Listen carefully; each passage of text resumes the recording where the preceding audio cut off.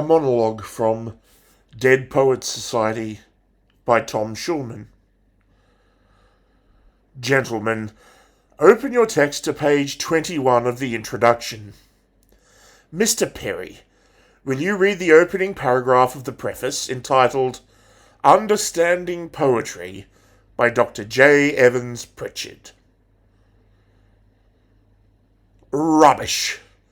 That's what I think of Mr. J. Evans Pritchard's introduction. The value of poetry can't be measured on a bar graph. We're not laying pipe, we're talking about poetry. I like Byron, I give him a 42, but I can't dance to it. Now, I want you to rip out that page. Go on, rip out the entire page. You heard me. Rip it out.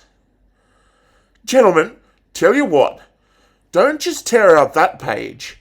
Tear out the entire introduction. I want it gone. History. Leave nothing of it. Rip it out. I want to hear nothing but ripping of Mr. Pritchard. We'll perforate it, put it on a roll. It's not the Bible. You're not going to go to hell for this. Go on, make a clean tear. I want nothing left of it. Rip. Be gone, J. Evans Pritchard, Ph.D. Rip, shred, tear. I don't hear enough rips. Keep ripping, gentlemen. This is a battle, a war, and the casualties could be your hearts and souls. Thank you, Mr. Patton. Armies of academics going forward, measuring poetry.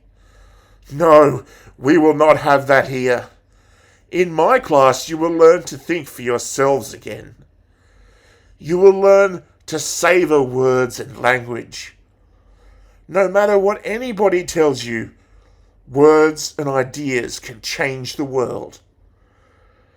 I see that look in Mr. Pitt's eye, like 19th century literature has nothing to do with going to business school. Right? Maybe. Mr. Hopkins, you may agree with him, thinking, yes, we should simply study our Mr. Pritchard and learn our rhyme and metre and go quietly about the business of achieving other ambitions. I have a little secret for you.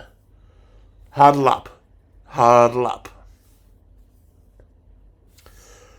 We don't read and write poetry because it's cute. We read and write poetry because we are members of the human race. And the human race is filled with passion. Medicine, law, business, engineering, these are noble pursuits and necessary to sustain life. But poetry, beauty, romance, love, these are what we stay alive for. To quote from Whitman, "O me, O life of the questions of these recurring, of the endless trains of the faithless, of cities filled with the foolish.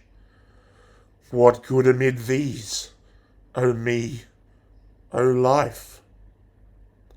Answer, that you are here, that life exists and identity, that the powerful play goes on and you may contribute a verse.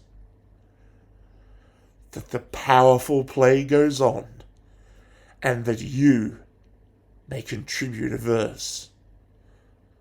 What will your verse be?